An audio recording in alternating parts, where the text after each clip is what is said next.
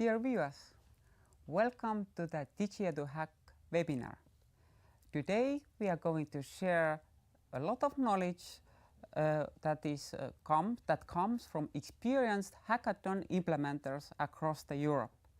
And here we have 4 invited guests in our hybrid studio. Jelena Nagic, Alessandro Tomasi, here in Tallinn, and Iman Costello and Camila Fernanda Comaso Campo are joining us later online. Before we are starting our panel discussion on various topics, please let me introduce our experts. Jelena is an assistant professor at the Faculty of Science in Split, Croatia. She has degrees in mathematics and computer science from the University of Split and the University of Zagreb. So, a lot of university knowledge is here. Her research focuses on human-computer interaction and designing educational technologies like e-learning systems and 3D virtual worlds.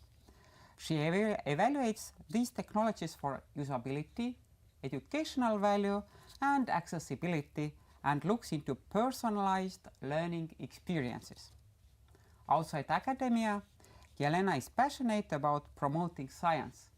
She leads a code club for kids and organizes the Bebras Challenge in Croatia. She has received several awards for her contributions to science and technical culture. And now, let's move to Alessandro.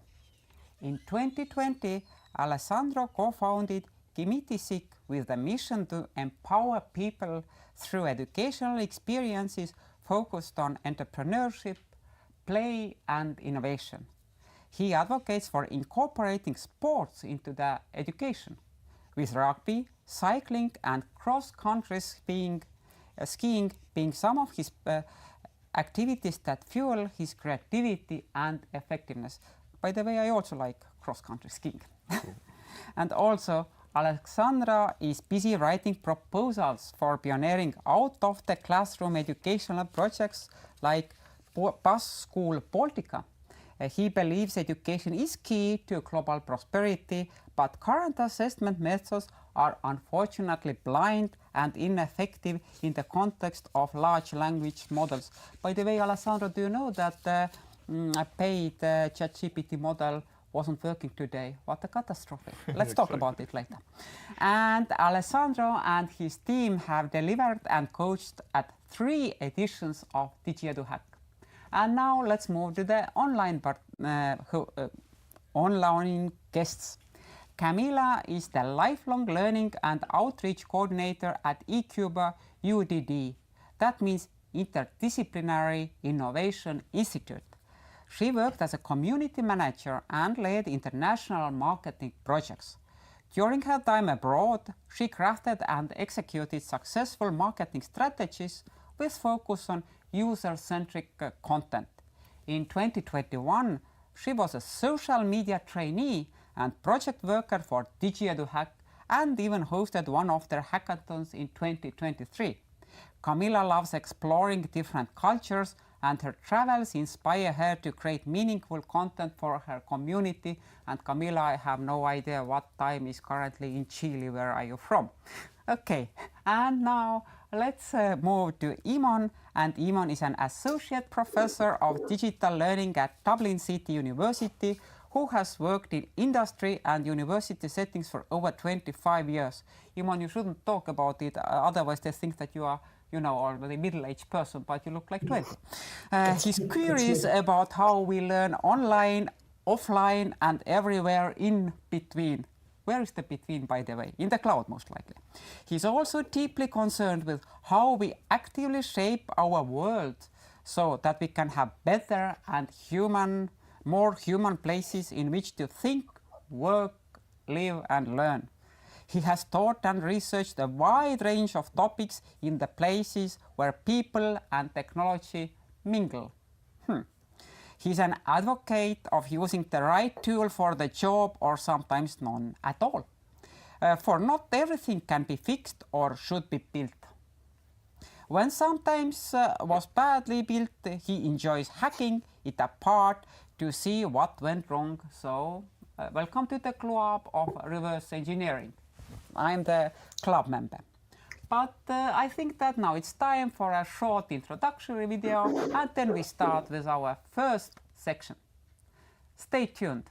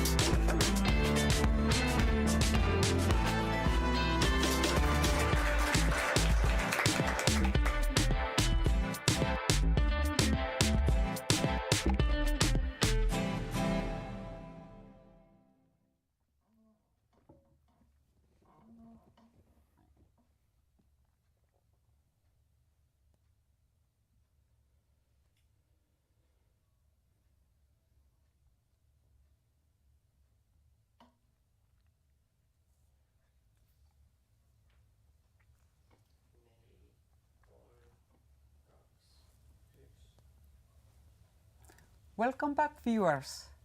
And now it's time to dig into the secrets of the implementation of the super hackathons. And our first part will be registration and mentorship. And I have two wonderful experts with me, Jelena and Alessandro. I know that you are extremely experienced in implementing any type of hackathon, and also, as we heard before, you have a huge package of knowledge, whether academic or business knowledge. But my questions are quite simple, and the first question is how to get participants. So you have thought about great idea how to conduct a wonderful hackathon, but we need participants. Yes. How to get, Jelena, please? Yes. My first idea was to ensure some really good prizes for the hackathon, because they should be a motivation to our participants to engage. So this was my first idea. So when I found the sponsors for main prizes, then I told myself, yes, we have a hackathon. Now we can move on and do other processes in organization and everything. Okay, prizes. It seems like external motivation, but what Yes. do you think, Alessandro? Well, What else? when it comes to challenges, I think that if you have a relevant and interesting challenge, participants find you. Because, for example, we leverage quite a lot on the DigiEduhack website, which brought us a lot of recruitment. I must say that having not invested actively in the recruitment campaign increased our sort of churn rate towards the end, because probably participants didn't have a direct relationship with us. It was just something they found on our website. Nonetheless, the challenge we found was a key attractive metric for the recruitment. Yes, but also it has to be interesting for participants, because I can share with you my experience how I Yes, please. How did you get? How I get to the right team that is interesting for my students. I did it in collaboration with students in a way that first I gave them a homework to write down on these 8 thematic areas we got for the hackathon. I asked my students, what do you think about it? Where in what area of these are the main challenges? And they have to write about 200 words on each topic, on selected topics, not each topic. And then it was about 80 students, and then I just count the numbers about the teams, and when I reached the winning team, then I asked them to write about it more deeply, to write about, I don't know, 400 or 500 words about it, and I wanted to see what they see as a challenge, what they would be interesting to solve, what is interesting to them. I didn't that theme of the hackathon comes from my head, because I wouldn't be sure that they are interested in that. So it was really a very nice collaboration. Okay. What Jelena just emphasized is actually our future participants or participants to be have to take the ownership of the problems and the challenges. If they propose these challenges by themselves, of course they're interested to solving them. But are you sure that they wrote these challenges by themselves, or was somewhat these large language models related to? So Alessandro, what do you think? Whether these challenges should proposed by your participants, or can we also include the general knowledge proposed by large language models to generate us some challenges? Yeah, well, it's a fantastic question. I think a mix of both would be the best compromise. We can consult large language models to see the trends, understand the keywords of education at the moment, but when it comes to actually getting engagement, we need to leverage the human experience of students, because they are the ones immersed in the education system. They can tell you what's wrong in the cafeteria or which university facilities need improvement. So it's really important to consult the students if you organize an event in a physical location. In our case, it was online, so this we relied mostly on ChatGPT to identify the trends. Nonetheless, we had to ideate on the challenge and potential sponsorship, but that's maybe a topic for later. Okay, so the two first ingredients are prices and hot topics, whether generated by students or by large language models. But now let's move further. How difficult do you consider, or do you have any suggestions how to conduct the registration process, or how to gather the attention in social media? Because you have now prizes, you have now hot topics, but there has to be some process that your participants registrate, and how to get them to registrate. Please, Jelena. I work at university, so I have access to university students at my faculty, but I also have announced it to the other faculties in Split. Just ask them to forward my email on mailing list to their students. So the students were very well informed, and also via students channels for student associations, just to spread the word. And I think this was really also social media, Facebook, LinkedIn. I don't really use many others, but I think it was enough, because we have attracted 25 students from 4 different faculties. So I think for this first time it was quite enough. So well targeted advertising via the direct channels and personal channels. Yes. And Alessandro, what about you? Yeah, well, if I may add, I think it's also important to keep and maintain a communication between the prospective applicants and your event. Because, for example, there might be questions that need answering, so it's important to answer them timely, so that the participants understand that there is an organization behind, and it's not just like a dead end in the cyberspace. So these are what's important for the recruitment. Okay, so now let's assume that we have got some registrants, or at least the process is going, and when should it happen? How many days or weeks or months before the hackathon day? When we should start the registration process? Most likely not today. Today is too hot, at least in Estonia, but when is the optimal time? Well, my participants were students, so I think optimal time is at the beginning of academic year, because the exams are over at that time and they're all back in their classroom. They just not at vacation anymore and just ready to follow their emails regularly and to interact with academic lifestyle. They are back from the beach. Yes. Alessandra. This is a very good question. I would answer with a proverb that says that the best time to plant a tree is now, and the second best time was 30 years ago, but you can only choose now.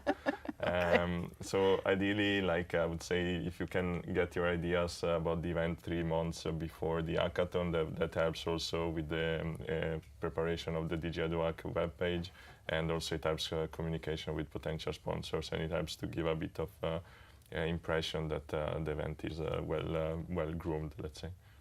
Okay, so as the DigiEduhack will take place in the mid of November, so I think that early September or end of August would be great. So please write it down. But now let's move to the next part. Let's assume we have participants. They are so eager to hack some challenges related to the digital education hackathon, but most likely they still need some advice or scaffolding or support. And that's the role in hackathons. We usually call it mentors. Yes. So how do you get mentors? Now we have participants, but we also need to get mentors, and it's not a paid work, so it's like a work of honor. So what is your experience on getting mentors, and who are the best people to be mentors for your hackers? Please, Jelena. I think the combination of mentors from academy and from industry, it works the best, because each side has its own knowledge, its own perspective to guide those students. So the combination is, I think, the best. We didn't have one mentor per group of students, but we decided that all mentors are mentoring each group. They help each group of students. So I think that was really, really good combination. Alessandro, do you like math? Math is okay. Math is okay. Yeah. Okay. So can you give me a calculation how many mentors are needed if you have, for example, 100 participants? Mm-hmm. Well, that's a very easy question. I would say that if you have 100 participants, you will need 4 to 5 coaches, because probably you're gonna have like 20 to 25 teams, depending on how they are organized, and you want to spend some quality time with them, and ideally you want the team also to come across different perspectives from different mentors. To complement what Jelena said, it's also nice to have some entrepreneurs into the mentors, so that they bring some perspective of like creating something out of nothing. Yeah, like I would say roughly ratio 1 to like teams of 4 to 5 students, and 1 mentor for 4 to 5 teams. What do you offer to your mentors? Why should they agree to come during the evening hours, during the weekend? What is the motivation of the I think most of them have some really, really personal desire to work with students, because 2 of them were my colleagues. One is my colleague from university, and one is my ex-student who is working in industry. But she was really thrilled with the idea that she gets in touch with current students and to help them.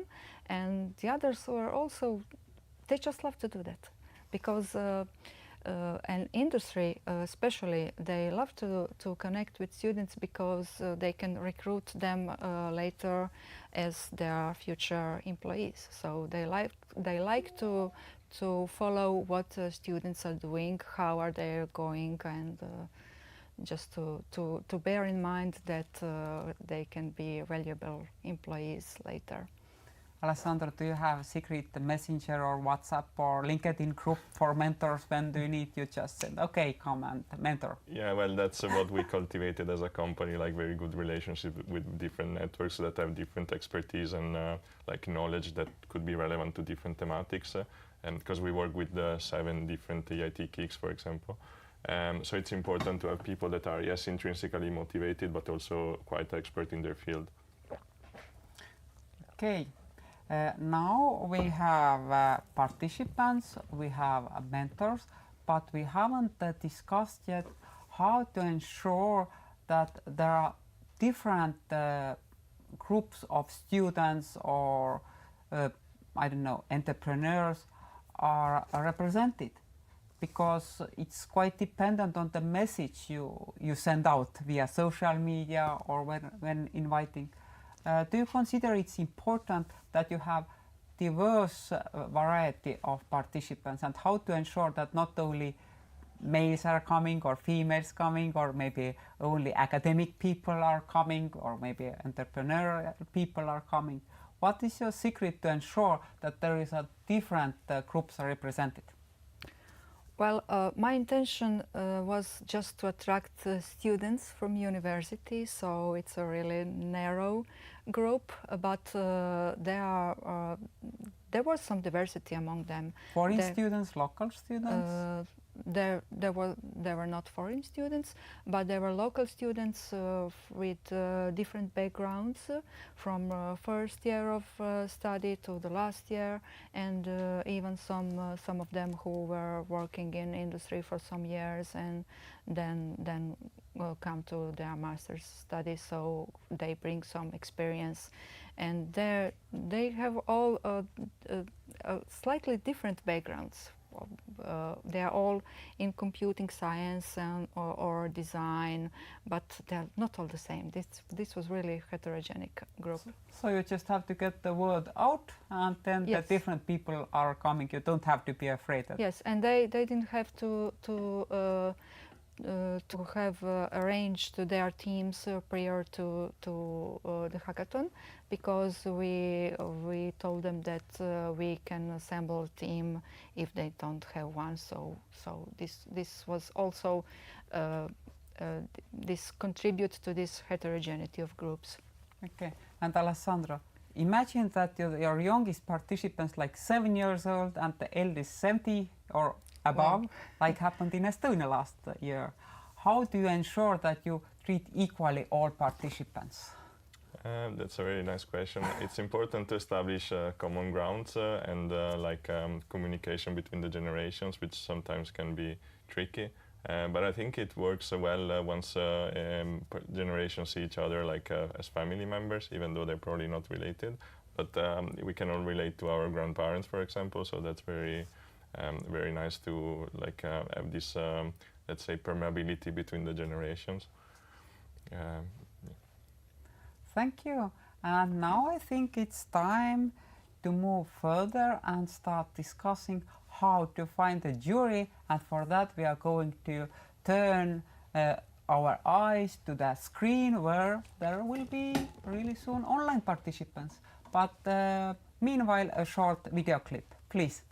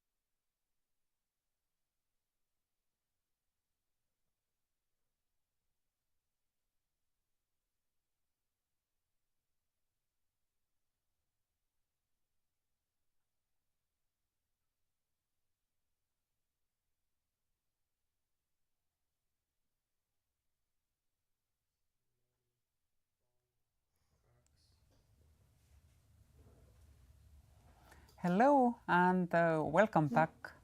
It's so wonderful to conduct hybrid events, because it doesn't matter what is the time zone, where the people are. And actually, our new guests, Imon and Camilla, where are you actually? Imon, where are you right now?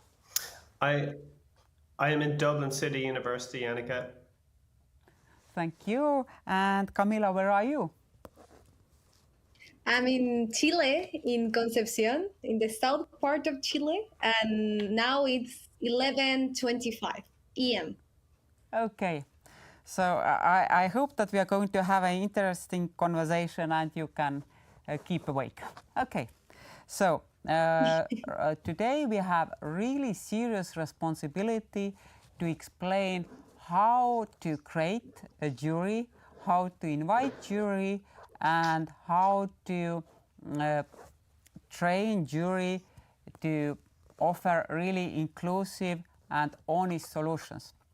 As we know, we shouldn't compete because education is not about competitions. But when we conduct hackathons, we still need to select some ideas that are better than others. And that's my first questions to Camilla. How do you select a jury for your hackathon? What is your secret sauce? The secret behind that, I think for us it was super important to the jury members know about the topic. So we also did with the Tallinn University the same topics related to e-waste. So here in Chile, one of the most challenging part it was find these people, and also that they speak in English, because we host a hackathon in English too. So I think the most important is that the experience that they have related with the topic. So, and also how they can give feedback to the students. So the idea is to try to teach some methodology related to how to do feedback to the students in this case. So the most important is like the knowledge that they have behind, and also how to give the feedback in a properly way, because sometimes some of the students maybe feel like frustrated about that idea.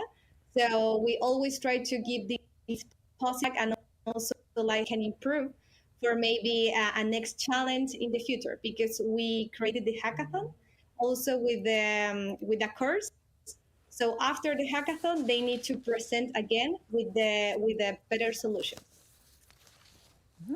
Thank you. And Iman, how do you select jury members? What do you do? Whether you have a really specific plan that, okay, there has to be one person from the business, one person from academy.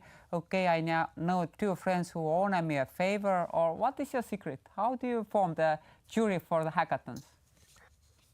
All of those things. So people that I know that owe me a favor, that was my main criteria. But I also wanted people who were experts, similar to Camilla, and gender representation. So we had gender balance on our panel. We also, you mentioned industry and academia. We didn't have any industry representation actually. But we had international representation. So we had some people from Ireland, and we had a professor from University of Graz, Catherine Uttrell Marie Cass. We had the vice president. We had the dean of student experience in our university, and we also had a student representative. So that was quite important that we had. She was the vice president for well-being in our student union. And that comes back to the expertise as well, because our topic was about digital learner well-being. That was an important theme. And it was on a Saturday evening. So we were asking a lot of people. So we asked people who were well paid and had a good job. So we weren't asking people who weren't in work. And for our student representatives, some of those who were working on the hackathon, they were actually getting paid. So we're asking people according to their means as well. But it was a challenge, because we were asking people to do something on a Saturday in the evening, and it was supposed to be a project. It was supposed to be a hackathon about digital learner well-being and having balance in your life. So we were trying to tackle all these topics. Okay, thank you, Iman. You were lucky you had Saturday evening last year here in Estonia. we had Sunday afternoon and it happened to be a Father's Day. So you now can imagine the gender representation, all the fathers, oh no, I can't be with my family, I have to go to be in the jury of the hackathon. Okay, but let's move further. What is the motivation of these people? I assume that you have selected, using all these criteria you just mentioned, okay, I'm going to send email to this person, that person. What is their motivation to join? What is the sentence or section you should write to your invitation letter that the best of the best should join as a jury member? Please, Camila. Yeah, in our case, we tried also to explain what is DigiEduhack and also like the purpose, like this is trying to do this change in the digital education. So, and also we explain a little bit more about the topic, and they felt like super like comfortable to participate also in this in DigiEduhack in this new version for us, because for us it was our first hackathon hosting here in the university. So they feel like part of something international. So the motivation was really, really good for part of the jury members. And also the same with the mentors. We tried to find mentors that also had motivation and knowledge about the topic, as I mentioned before, and also about how to explain to these topics to the students. But I think that they receive all these by email, and then here in Chile we usually really like to talk like in person. So I say like, okay, we can coordinate a meeting together with a coffee, and then like start talking more about how is the process about the hackathon.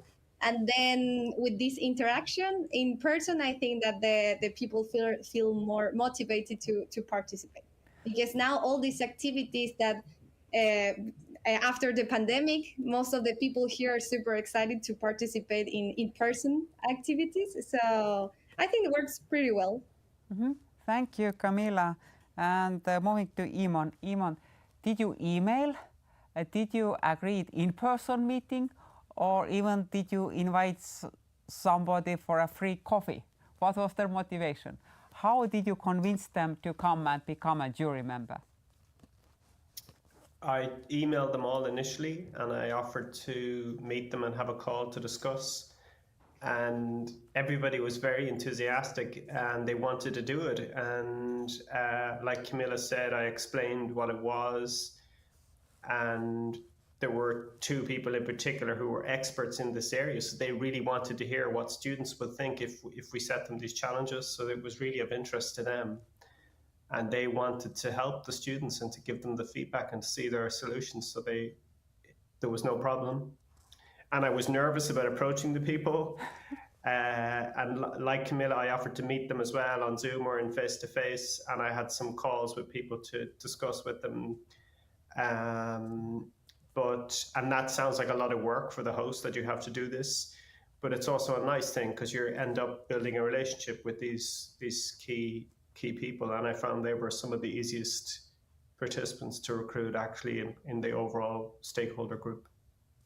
Okay, and now let's take the next step. You have used all your charm, you have got your jury members, but that's not the whole story. Now you have somewhat explained them what they have to do, that they have some evaluation sheets, that there are some teams who are going to pitch you, and there is an evaluation sheet. They have to put there some numbers.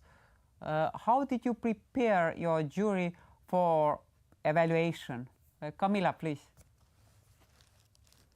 Yeah, also we invite our jury members like in the whole process for the hackathon, because we had the previous classes like around 3 weeks before we start inviting the jury members like for coming and see like what is going on in this class. And also the teacher explained to the jury members like, okay, we are doing this and this, and the students, they are in this part of the process. And then we also host the hackathon on a Saturday.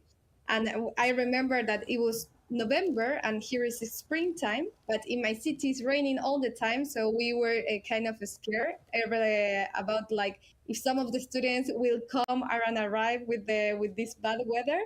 And most of them, they were super excited to come. And also the jury members too, like, I would like to be here also with the rain and also like with all the traffic that was that day.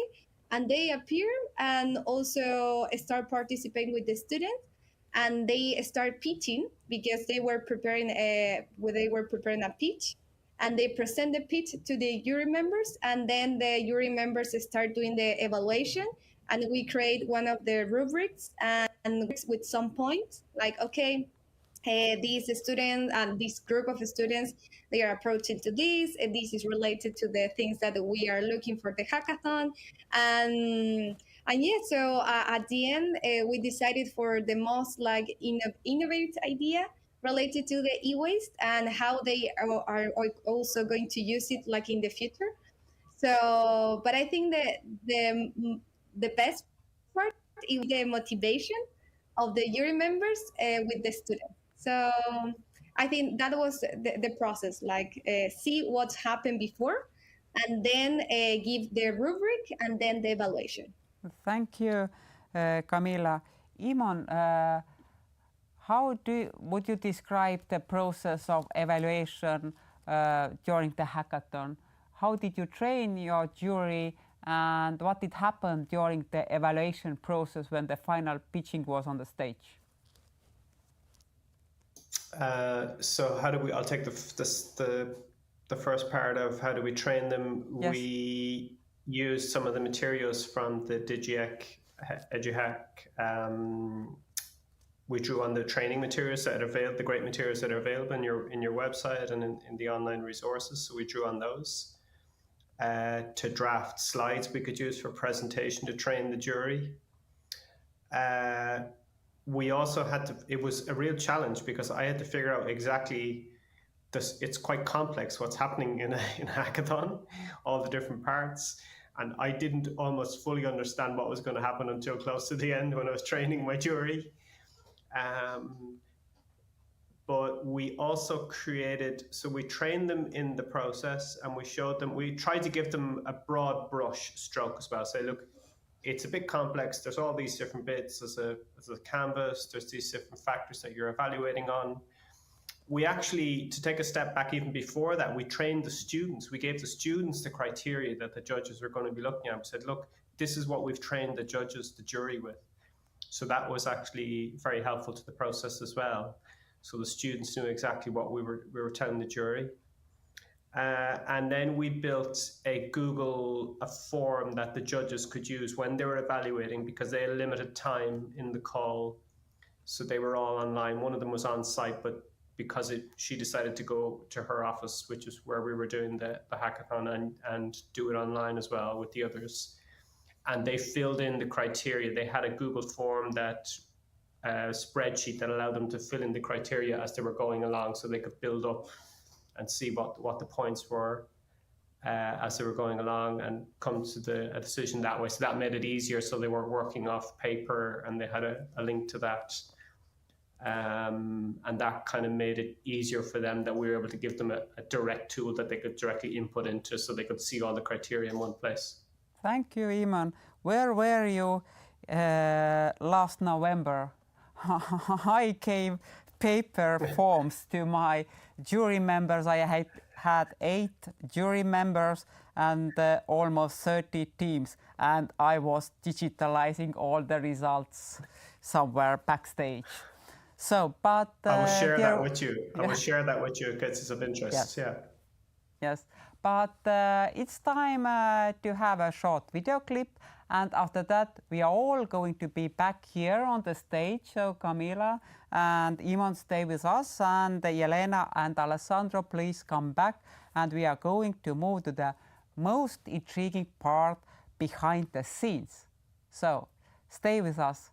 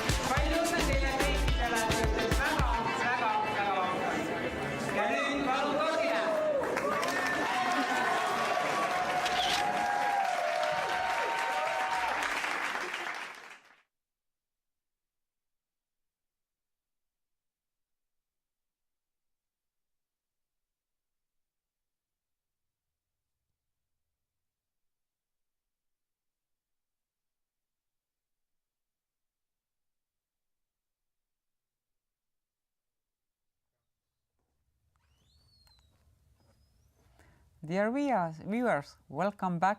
And you just saw on the video that the most important thing is cake, of course. The cake you are going to eat together with all participants and with winners.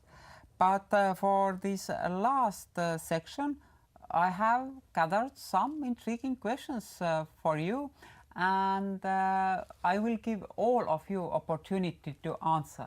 So let's keep the answers short, but please be as honest as possible. And my first question is about hackathon ethics. And remember, there were some people like Jelena mentioning that prizes is important part of the hackathon. And now my first question comes, is it ethical to include sponsors to the jury? Or is it ethical to ask sponsors to become mentors? And if yes, then why? And if no, then why? Because it's a quite common question. Okay, I will give you a prize. I want to give the prize out by myself. So let's start from Camila, please. Yeah, I think it depends of the context, because in our case, when we start hosting the hackathon, we also have money from the university for doing this. So, but also we were looking more than a sponsor, like some alliance with people that they are related to e-waste. So at the end, I think that if in the future we will need like some of more mentors than the jury members, I think that it will include it like more jury members. Just try to find for ourselves. But as a sponsor, maybe some mentors that maybe want to participate and also be part of the hackathon and with one of the groups. But for the part of jury members, I think it's important to keep it like more equal and know that they are giving something to one particular group, you know. So that is my answer. Thank you. And Alessandro, what do you think? It's a nice question. It touches upon some moral principles. From my perspective, we didn't receive any sponsorship money last year, so it was entirely run out of passion, let's call it that way. I think we should also raise the question whether we should accept teams that already formed an idea before, because we had a lot of these professional hackathon participants in the past, and you can see already that from the first hour they already have a slide deck ready and they're just there basically fiddling their thumbs. I think that also is an ethical aspect to touch upon and to consider.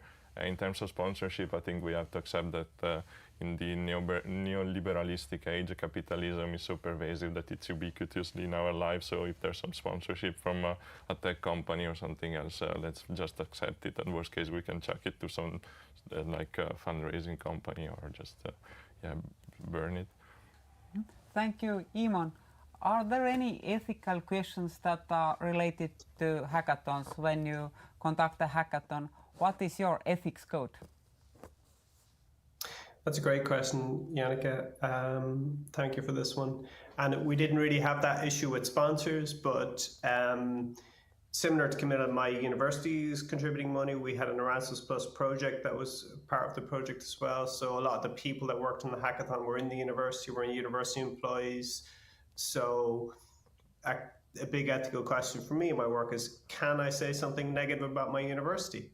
You know, does that impact me, my job? Would I be afraid to say something if something needs to be said? The European Union is a big sponsor of DigiEduhack, right? We see the EU logo. Can I say something negative about the European Union or about Erasmus? Okay, so these are the really tough ethical questions.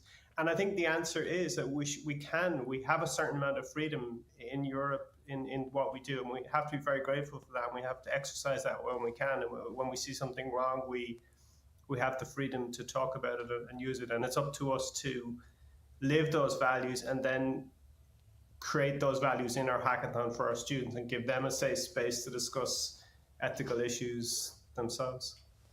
Mm-hmm. Thank you. And Jelena, what about you? I didn't feel any problems in this sense of ethical questions, although I had several sponsors, and their representative were part of our jury, and I think all these people were really professionals, and I don't see the reason why they would be unethical, because they're interested in getting the best employees tomorrow. They just want to grade them as fair as they can, because that's the best way for them. So I didn't feel these ethical issues as a problem, really. Thank you. It's really encouraging, because there are some tiny details why sometimes mentors don't want to join, or also Yes. we have these considerations whether to take them into jury or not. We had also some judges from university, from my faculty and from other faculties, and we have participants from these faculties. But Oh my God.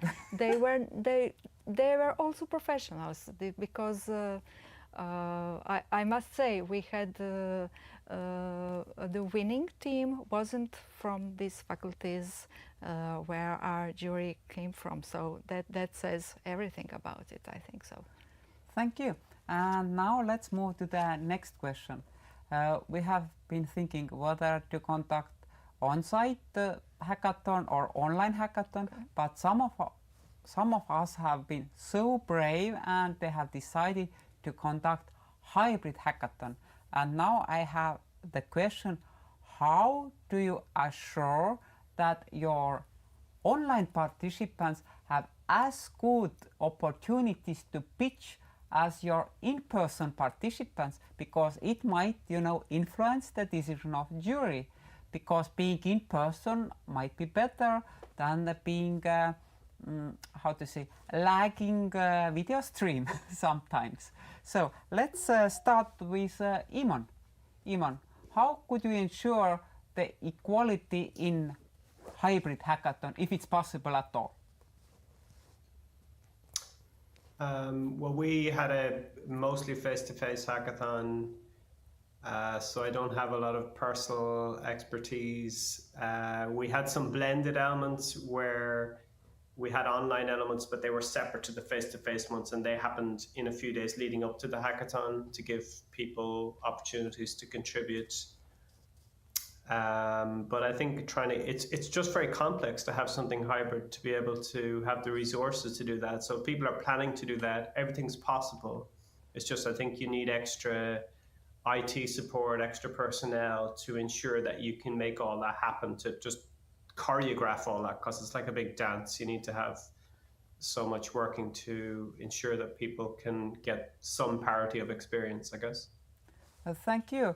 Jelena, what do you think? Even if you haven't had this experience, but hypothetically, you are expert on e-learning. Oh my God, you are expert. Okay. Well, I suppose it would be very difficult. I had similar experience. I was online because I was totally immobile at that time. I had this arthritis. I couldn't walk at all. Sorry. So I was at home, and my colleague carried me on that laptop from room to room. And I must say this was technically very, very demanding to make it work. I cannot imagine what will be with participants, because there are so many issues there with online hackathon. So many issues. I don't know. Maybe you can share your experience. But the hybrid, I don't know. It's science fiction for me. Alessandro, is it science fiction?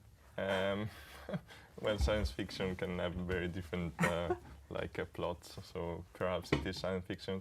But what I would say it's important in that case is to have like a pragmatic schedule accessible to everybody, both teams in the room and teams online, and be very strict about the pitch duration and the pitch quality, because we don't want like anything more than 3 minutes. So if on stage they talk 3 minutes and 20 seconds, we cut them, because online they don't have this sort of advantage, which would be an unfair, if you want to call it that way, advantage. But then again, we should also revise the catering strategy when we don't have enough participants in the venue, because that's a great attractive factor for people to join, for participants to join the hackathon for their snacks and the refreshments. Obviously, with hybrid fashion, you have a worldwide approach, but that could be also like compensated by having some local hubs. For example, we had an hackathon that had a focal hub, and I'm done. So 3 minutes online is as long as 3 minutes on the stage. Yes. But Camila, is it somewhat different in Chile compared to European stuff? No, I think that in Chile, because we are super far away from like Europe or other countries or other continent, we always look for also doing some activities like in hybrid mode, because we would like to always learn. But in our case, for the hackathon, we have the hackathon like in person, but we have a session with the international mentors, like for pitching, that our students pitch with these mentors in a online form. But I think it was really good, because they could explain to the mentors like the things that they were doing, but also they were with them like around 30 minutes and then like another 30 minutes. And it was super good because connect also with the mentor, and they could explain to someone that they don't know nothing about their project, and the mentor could give the feedback. But I think the most challenging part is like the time zone difference, and also like the internet connection sometimes. But at the end, it's super important that, for example, if you're hosting a hackathon like in this in a hybrid model, it's super important that all the participant has the camera on, and also like they can interact with the other classmates in the classroom. So also the space that they are doing the hackathon online and in present, it needs that all the rooms have the implement for doing this connection. You know, like similar that the things that we are doing right now. Like, for example, I can feel that I'm there, but also I'm in online, you know? So this is a good interaction with you, and also like me, like here in Chile. So the implements and tools, the technological part, I think is super important for doing this dynamic at the end. There is no doubt that Camila and Iman, you are here with us. But we are approaching quickly to the end of our webinar. And now the last questions for everyone. Please think a bit before answering. Let's assume the Great Hackathon is over. And now we have to start thinking about the impact. How you are going to give the best ideas to your government, the Ministry of Education, or also to the edtech companies, because there might be that not all winners or hackers want to continue with their own company. So how you assure that there will be impactful knowledge transfer, or at least communicating some really important messages to the policymakers, to edtech companies, maybe teachers, students? What is your after activities? Let's start with Iman. Iman, please. Yeah, that's a great question. The sustainability or the longevity of what's happening. And I think as well for the students themselves, for our participants, it was really important that it didn't stop for them, even if they didn't win, that they took some of the ideas, and we did follow up survey with them to see whether their skills had been improved.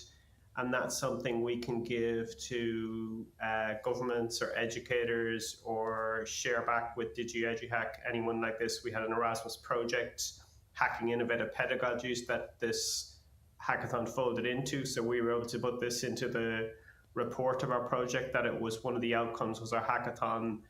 And this is how participants believe their skills, their digital skills, have been improved, because that was a huge motivator for them. So even if the idea is not that important to me, it's really what the participants are getting from it. They're never going to come up with a brilliant product out of this. I don't care if they do. If they do, that's great. That's up to them. That's up to business or whoever. That's not me. I just want to make sure they have a good experience and they're building their skills. Thank you, Iman and Jelena. Well, we cannot force them to do anything more, anything further than the hackathon, but we can motivate them. Maybe my participants were students, so we motivated them to write their master thesis upon these applications and stuff like that. So this was one little step towards this longevity. Yes. Thank you. Alessandra? Yeah, I would answer that. I'm in Brussels on June 18th in the morning and I'm free, so we could book a meeting there and we can have a chat. There's many tools available at the European level, although they're probably like segregated into different departments and not really mixed together. There's a chronicle lack of the personal dimension into education, which is the fundamental part, because, okay, you can get degrees, but then if you want to be like a hero, why would you need a degree in the first place? So yeah, there's definitely need to embed creativity and self-awareness into education. And Camilla, what is your suggestion? What should be the next step after the hackathon? Yeah, I think it's important to do like this survey when you finish, and also to recollect all the necessary feedback from the students, from jury members, from the mentors, for everyone, also to improve like in the future. But also like for us, our main goal at the end is also have an impact in the students, that also like they could build a team together and also try to develop this idea related to the topic of e-waste, and also pitch with international members. So I think maybe they didn't win, or maybe they didn't receive anything more than the experience at the end. But I think they felt super happy to participate in something like international, and also with different perspectives. So and also we could collect everything after the survey. So it's super important to also have this after the hackathon and to improve for the next version. Thank you, Camila. And I would like to make one comment on experience. Sometimes when I have to present on the stage and they ask what to think about AI, whether AI or large language models will take over our work.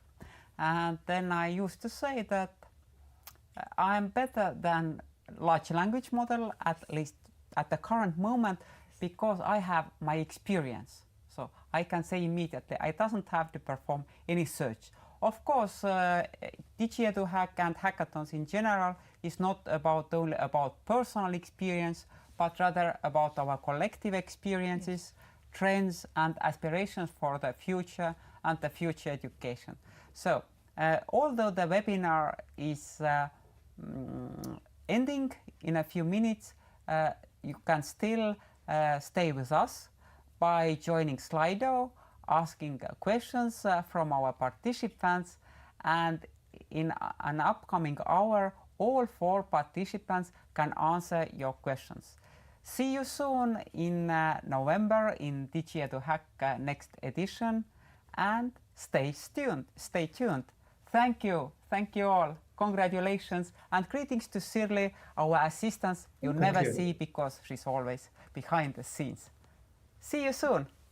Have a nice summer. Thank you very much. See you. Thank you. Ciao. See you. Ciao. Bye-bye. Bye-bye. Thank you. Ciao.